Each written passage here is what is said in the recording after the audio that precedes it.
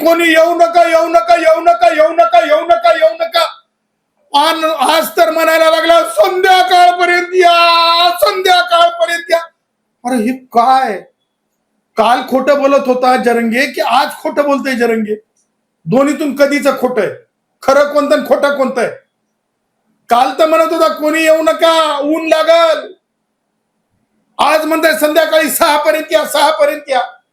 तुम्हाला सांगतो लगनसराईमध्ये मध्यमवर्गीय गरीबाच्या लग्नाला सुद्धा 1500 लोक आता जमायलेत, 1500 लोक जमायलेत.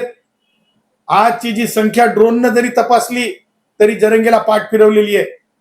आणि म्हणून तुम्हाला आज महत्वाची गोष्ट मला सांगायची आहे, जरंगेचा पाया या आंदोलनाचा, राजकीय आंदोलनाचा, नाट्याचा हा आज आपण डोळ्यांनी पाहिला. वडीगोद्री जवळ धुळे सोलापूर महामार्ग त्या ठिकाणी रस्ता रोको करण्यात आला. तो रस्ता रोको करणारे कोण आहेत हे मला तुम्हाला दाखवायचंय. ते रस्ता रोको करणारे हे मागील आंदोलनात ज्यावेळेस पोलिसांवर हल्ला केला, ज्याच्यामध्ये कट्टे सापडले होते, कट्टे कट्टे कट्टे बंदूक, 307 सारखे गुन्हे झाले होते. 1 सप्टेंबर 2023 नंतरचे जे गुन्हे आहेत त्याच्यातले हे गुन्हेगार आज रस्ते थांबवण्यासाठी उभे राहिले, कारण त्यांना महाराष्ट्रातलं लॉ अँड ऑर्डर सिच्युएशन निर्माण करायचं आहे. महाराष्ट्रामध्ये अशांतता आणायची आहे. महाराष्ट्रामध्ये जातीय ओबीसी विरुद्ध मराठा किंवा ओबीसी मराठा विरुद्ध अनुसूचित जाती जमातीचं भांडण लावण्याचं हे सगळं चाललेलं आहे. हा गुन्हेगार आपण आता जरंगेला सांगा, हा गुन्हेगार त्याच्या पक्षाचा नाही म्हणून. हा ऋषिकेश बेदरे, हा कोण आहे? हा ऋषिकेश बेदरे, हा ऋषिकेश बेदरे जेलमध्ये होता की नाही? कलम काय होते? मग अशा गुन्हेगारांचे कलम मागे घ्या, ही मागणी आहे काय जरंगेची? ही संविधानाला लागू आहे का? ही गुन्हेगारी कायद्याच्या विरुद्ध जाऊन नाही का? ही मागणी मान्य होऊ शकते का? आणि म्हणून आज जरंगेचं आंदोलन हे रेतीवाल्यांच्या बाबतीमध्ये चौकशीचं आंदोलन आहे. त्याचबरोबर एका व्यक्तीनं जरंगेच्याच गावामध्ये उपोषण बाजूला त्याच्या शेतात चालू केलंय, त्याची सुद्धा इंटेलिजन्सनं माहिती घेतली पाहिजे. ते किती 900 कोटीचं टेंडर आहे, 700 600 500 काय टेंडर आहे, त्याची चौकशी झाली पाहिजे. हे व्यावसायिक नाट्य आहे, राजकीय नाट्य आहे हे. त्याचबरोबर तुम्हाला सांगतो याला महानाट्य करण्याचा प्रयत्न आहे. आणि महानाट्य आणि रिअल लाईफ हे फार वेगळं आहे. जरंगेची रील्सवरली लाईफ आहे, परंतु रिअल लाईफ वेगळी आहे. आणि रिअल लाईफ ही जर असेल टेंडर, रिअल लाईफ ही जर असेल वाळूची मोजणी, रिअल लाईफ ही जर असेल की कोणाचं तरी होऊन काहीतरी करून काहीतरी मिळवण्याची भानगड माझ्या मराठा समाजातल्या भावांना त्रास देण्याच्या, तर हे बिलकुल चालणार नाही. मला आपल्या माध्यमातून आज एक मोठा प्रश्न उपस्थित करायचा आहे. ज्या प्रकारे मनोज जरंगेंनी सुरू केलंय, काय सुरू केलंय मनोज जरंगेनं, की मनोज जरंगे म्हणतो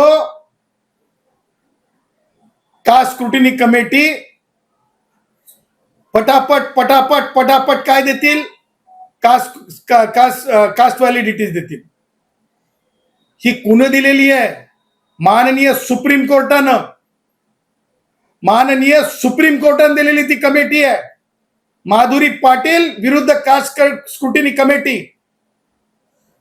त्यामुळं जरंगे काय, विखे पाटील साहेबच काय, आणखीन जरंगेनं जे काही जातीवाद आणून पाहून राजकारण करण्याचा प्रयत्न केला, तरी मी जरंगेला सांगतो, जरंगे खुल्ला आव्हान आहे, कुणी सुद्धा कास्ट स्क्रुटिनी कमिटी बंद करून दाखवाव. हे चॅलेंज आहे जरंगेला. जरंगे संविधानाला चॅलेंज देते. मी संविधानाचा डिफेंडर म्हणून बोलत आहे. जर अनुसूचित जातीच्या माणसाला, अनुसूचित जमातीच्या माणसाला, भटक्या विमुक्ताला जर त्या कक्षेतून व्हॅलिडिटी सुप्रीम कोर्टाने सांगितल्याप्रमाणे कायद्याप्रमाणे करून घ्यावी लागत असेल, तर जरंगे हे कायद्यापेक्षा संविधानापेक्षा मोठा नाही आहे. जरंगे संविधानाचा अभ्यासक नाही आहे. आणि म्हणून मला आज मोठा प्रश्न, लार्जर क्वेश्चन महाराष्ट्राच्या समोर ठेवायचा आहे. ही भारतातल्या शीताची परीक्षा आहे. हा उद्या जर असं म्हणाला संविधान बदलण्यासाठी हा जर उभा राहतो म्हणला, किंवा उद्या जर अॅट्रॉसिटी कायदा रद्द करा म्हणून जर हा उभा राहिला, कारण एकदा याचे लाड झाले की याचे लाड पुढे चालत राहतील. हा स्वतःला असं म्हणतो की मी क्षत्रिय आहे, मी कुलवंत जाती आहे. मागासवर्गीयाची तर याची भाषाच नाही. याला काय माहिती आहे? लोहार भावाला जेव्हा पटासी लागते हाताला तेव्हा काय त्रास होतो. कुंभार भावाला जेव्हा लीज जमा करून आणून असं मडका तयार करावं त्याला काय माहिती आहे. लोहार भावा, त्याचबरोबर लोहार भावाचा असा घाम गळतो, असा भाता चालतो.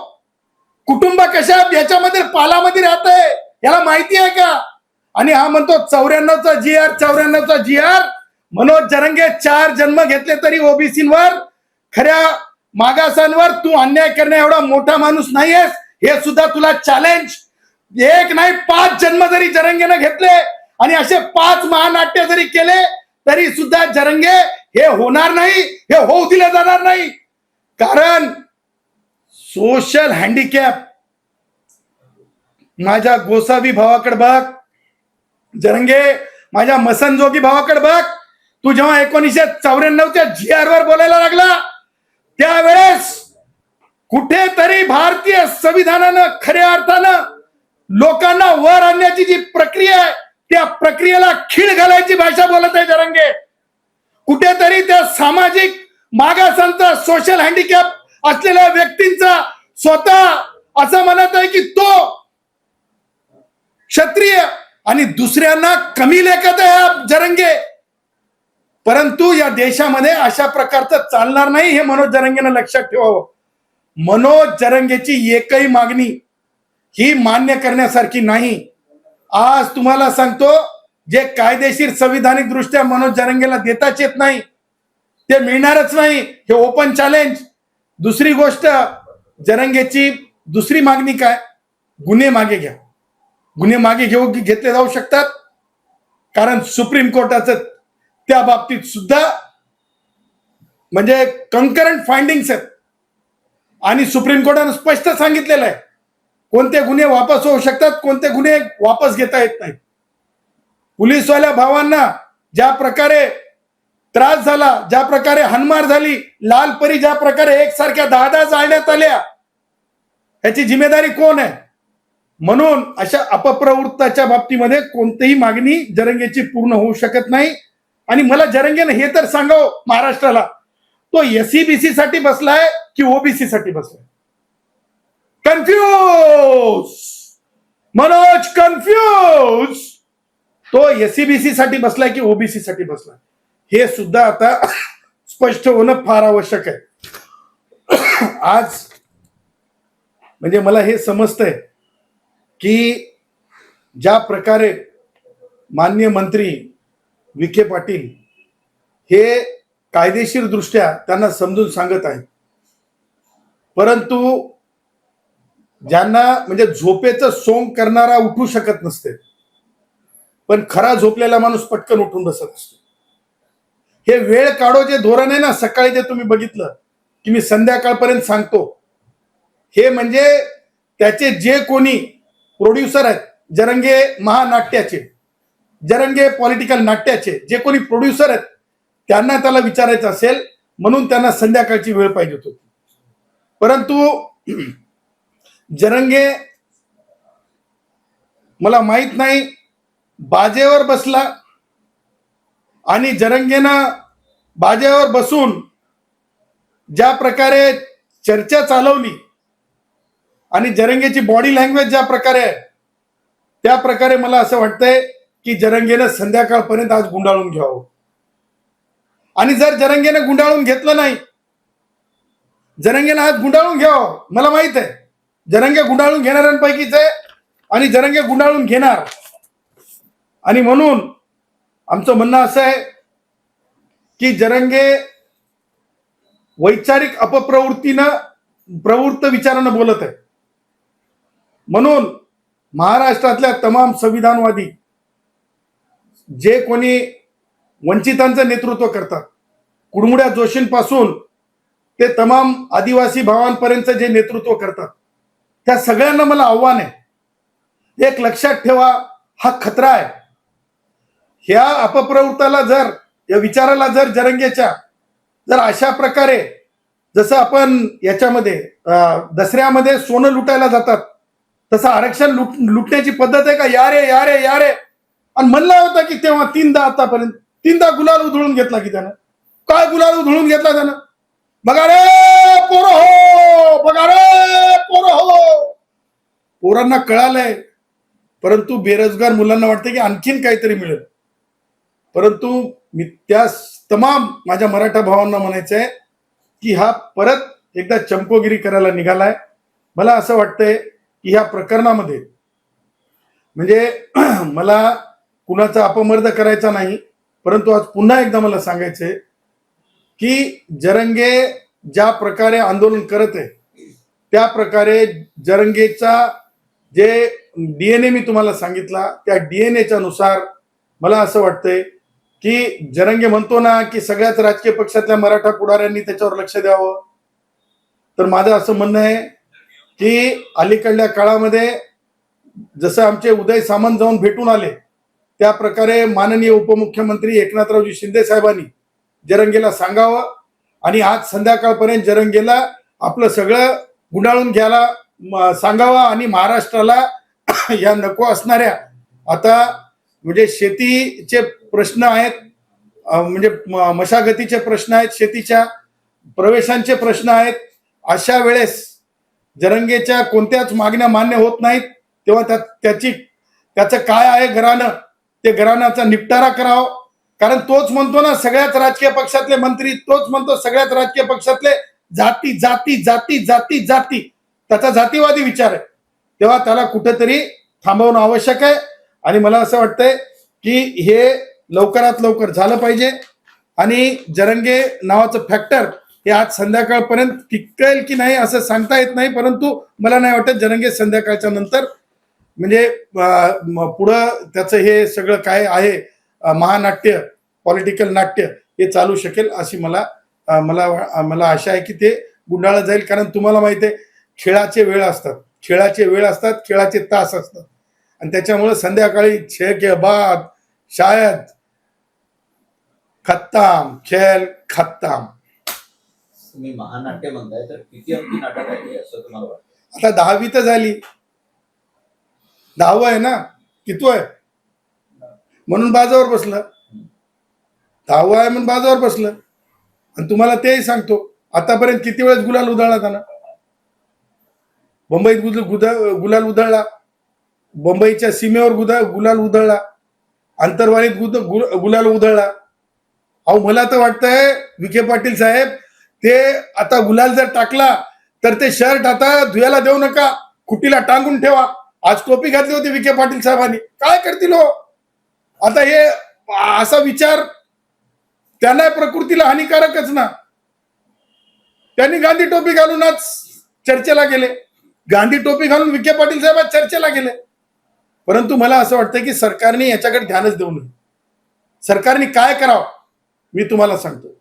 सरकारने मान्य उच्च न्यायालयाने जे निर्देश दिलेले त्या निर्देशाप्रमाणे मनोज जरंगेच्या बाबतीमध्ये स्टेप्स घेतल्या पाहिजेत. पहिली स्टेप तर त्या जालना जिल्ह्यामध्ये त्या गावाच्या आजूबाजूला त्या गावात राहणाऱ्या लोकांना सुद्धा जरंगेमुळे डिस्टर्बन्स आहे.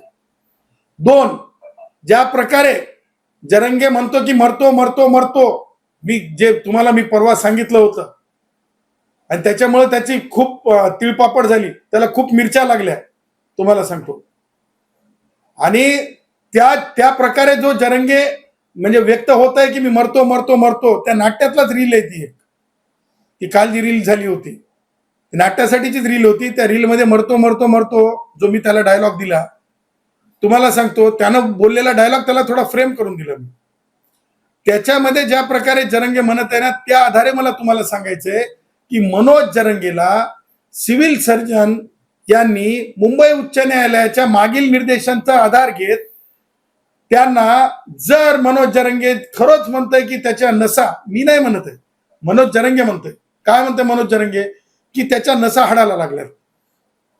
तुम्ही ऐकलं असेल, नसा जर हाडाला लागल्या असतील जरंगेच्या, स्वतःच म्हणजे ह्या महानाट्याच्या अगोदर तो म्हणत असेल, तर मला असं वाटतंय की जरंगेला कायदेशीर दृष्ट्या दवाखान्यात उचलून घेऊन जा. कारण आपल्याला लाईफ सेव्ह करायची आहे. आणि जर तसं होत नसेल, लाईफचा डिस्टर्बन्स थांबत नसेल, गुन्हेगार एकत्र येऊन जर डिस्टर्ब करत असतील रस्ते परत, महामार्ग जर गुन्हेगार डिस्टर्ब करत असतील, तर या सगळ्या डिस्टर्ब केलेल्या गुन्हेगारांना घेऊन जर जरंग्याचे आंदोलन असेल, आज जसं मी तुम्हाला पुरावाच दाखवला, तर मला असं वाटतंय की गुन्हेगाराची पोलिसांनी कायदेशीर व्यवस्था करावी आणि जरंगेची दवाखान्यात व्यवस्था करावी. पण पालकमंत्री पंकजा मुंडे यांनी प्रशासनाला आदेश दिले की त्यांची काळजी घ्या. बरोबर आहे, कारण लाईफ कम फर्स्ट. माननीय पंकजाताई मुंडेंनी जे सांगितलं त्या पालकमंत्री असल्याने बरोबर आहे. म्हणून आम्ही सांगत आहोत की सिव्हिल सर्जननी चांगली काळजी घ्यावी आणि जर जास्तच उठाठेव वाढली असेल तर ती काळजी म्हणजे यांना दवाखान्यात नेऊन भरती करावं. कारण हे स्वतःच म्हणतात. त्यामुळे हा रिपोर्ट सुद्धा honourable judicial magistrate first class यांच्याकडे संबंधित पोलीस सब इन्स्पेक्टर किंवा पोलीस इन्स्पेक्टर यांनी नेऊन दाखल करावं आणि ही सगळी पार्श्वभूमी ज्युडिशियल मॅजिस्ट्रेट साहेबांना सांगितली पाहिजे. जरांगेंचं आंदोलन हे 900 कोटीच्या टेंडरसाठी आहे असा आरोप अमोल खोले यांनी केलाय. मगाशी आपण देखील या संदर्भात एक वक्तव्य केलं. बघा, लक्षात घ्या, कुठे असतील किंवा त्यांची इतर सहकारी यांच्या संपत्तीची ईडी चौकशीची मागणी ते करत आहेत. आपण त्याची मागणी करणार. मला जरंगेच्या बाबतीत म्हणजे माझा तेवढा रिसर्च नाही. माझा जो सार्वजनिक रिसर्च आहे जरंगेच्या बाबतीत अपप्रवृत्त, ते ठीक आहे, कुणीने जर दिला असेल तक्रार तर त्या तक्रारीच्या बाबतीत तिचा निपटारा होईलच कायदेशीर दृष्ट्या, कारण जर टेंडरचा विषय असेल किंवा काय विषय असेल. परंतु दुसरा जो महत्वाचा पार्ट आहे, महाराष्ट्रामध्ये जरंगे हा धोका निर्माण झालाय. कारण उद्या जर जरंगे म्हणला संविधान बदलायचे, चला रे या रोडवर, उभं राहा रे रेल्वे पटरीवर, तर संविधान बदलणार आहेत का? उद्या अनुसूचित जाती जमातीच्या अॅट्रॉसिटी कायदा आहे, त्या कायद्यासाठी जर जरंगे उभं राहिला, कारण सगळ्यात जास्त अॅट्रॉसिटी कुणी कोणाविरुद्ध झालेल्या आहेत हे महाराष्ट्राला सांगण्याची वेगळी गरज नाही. खास करून मराठवाड्यामध्ये अॅट्रॉसिटीचे FIR कुणाविरुद्ध झालेले आहेत हे वेगळं सांगण्याची गरज नाही. उद्या जर हा कायदाच रद्द करा आणि उभं राहा रे रेल्वे पुढे, आपण ते करणार आहोत का? ओबीसीच्या आरक्षणामध्ये आपण घट करून किंवा ओबीसीना जे मी तुम्हाला सांगितलं, ज्यांची व्यवस्था, ज्यांची अवस्था, जे फिजिक म्हणजे काय म्हणतो त्याला सोशल हँडिकॅप आहेत, जे गावकुसा बाहेर राहणारे समाज आहेत, त्यांच्यावर हा अन्याय आपण सहन करून घ्यायचा का? कारण लक्षात ठेवा, आज खुल्या डोळ्यानं सगळेजण बघायलेत की 2 आरक्षण आहेत. ओबीसीत सुद्धा आरक्षण घेतलं चाललंय, SCBCतून सुद्धा आरक्षण घेतलं चाललंय. हे आपण उघड्या डोळ्यानं बघायला. इथला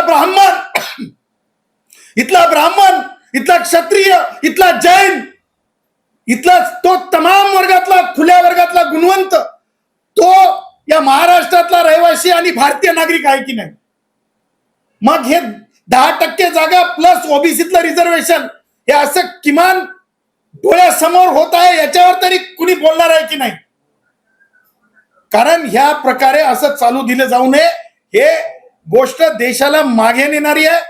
या बाबतीमध्ये उद्या म्हणाल कास्ट म्हणजे कास्ट सर्टिफिकेट द्यायची जरंगेची मागणी आहे, तर ती काय कोतवालानं द्यायची, ती काय तलाट्यानं द्यायची, ती काय ग्रामसेवकानं द्यायची? देण्याचा अधिकार आहे. कशासाठी म्हणलंय?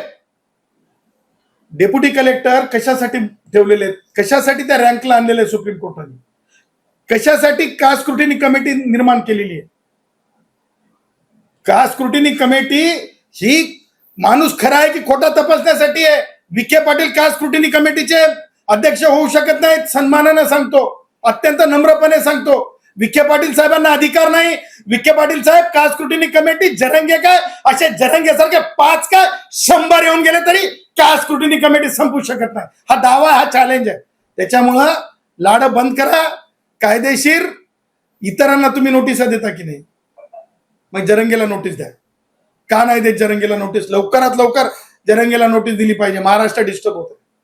सर, विखे पाटलांनी जो विशेष ड्राफ्ट दिलेला आहे त्याच्यावर आता सखोल चर्चा होते. कायदेशीर खल आता सुरू झालेला आहे आणि या सगळ्यामध्ये तज्ज्ञांची, अभ्यासकांची एक तातडीची बैठक बोलवली.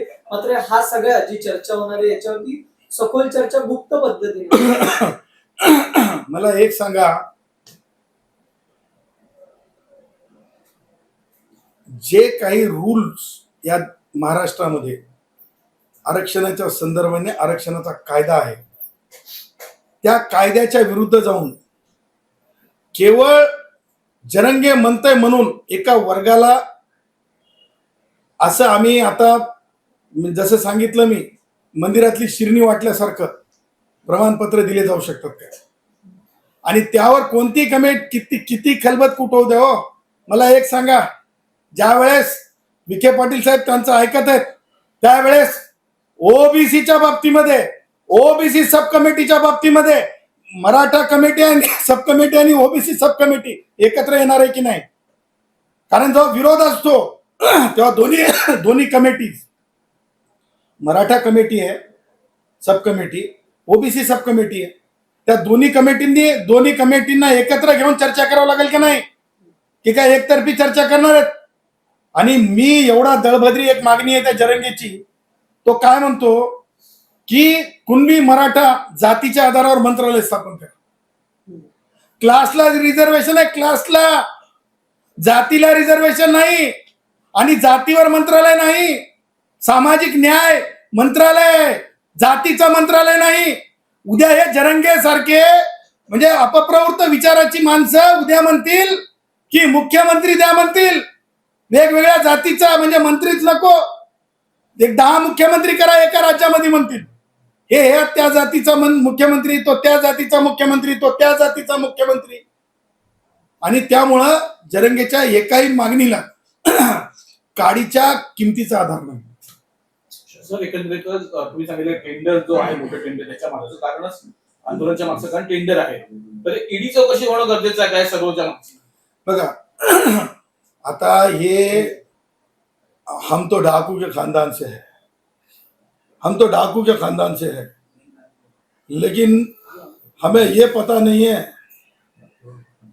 कि ये भोटे चोर चोरी करे जैसी बात है टेंडर की. टेंडरच्या बाबतीत म्हणतो, टेंडरच्या बाबतीमध्ये ही भुरटेगिरी आहे की की मंदिरासमोरची चपलीची लढाई आहे, चप्पल लेके भाग जाने वाली ही लढाई आहे, हे माहिती नाही. त्याच्यामुळं मला स्पष्टपणे सांगायचं आहे की मनोज जरंगेचा जो लढा आहे तो मी तुम्हाला सांगितलं की स्वतःच्या आर्थिक स्वार्थासाठी, जसं की त्याच्यावर आरोप व्हायले, मला त्याच्या लय डीपमध्ये जायचं नाही.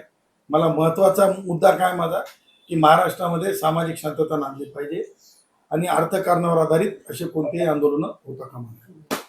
सरकार विरोधात राजू शेट्टी किंवा महाविकास आघाडीने आंदोलन केलं, मात्र त्यावेळेस आंदोलकांची धरपकड करून त्यांना थेट पोलीस स्टेशनमध्ये घेऊन जाण्यात आलं होतं. मात्र मनोज जरांगे वारंवार असा हट्ट करून आंदोलन करत आहेत. मग अशा वेळेस सरकार किंवा गृह खातं जरांगेंना ताब्यात घेऊन आंदोलन मोडीत काय करत नाही? सरकारच आंदोलनाला पाठिंबा देत असं वाटतं? बघा, मला याच्या बाबतीमध्ये एकच सांगायचं आहे, हे इमोशनल ब्लॅकमेलिंग, इमोशनल ब्लॅकमेलिंग असं दाखवायचं की मी सगळ्या गोष्टींचा गुत्तेदार आहे आणि सांगायचं की महाराष्ट्राची लाईफलाईन थांबवून टाकेल.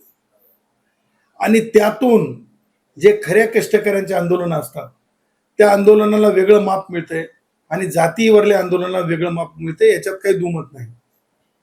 मी तर त्या पुढे बोललो ना, मी तर म्हणलं आज परत तुमच्यासाठी रिपीट करतो, मी तर त्या पुढे रिपीट करतो, डंके की चोट पे रिपीट करतो.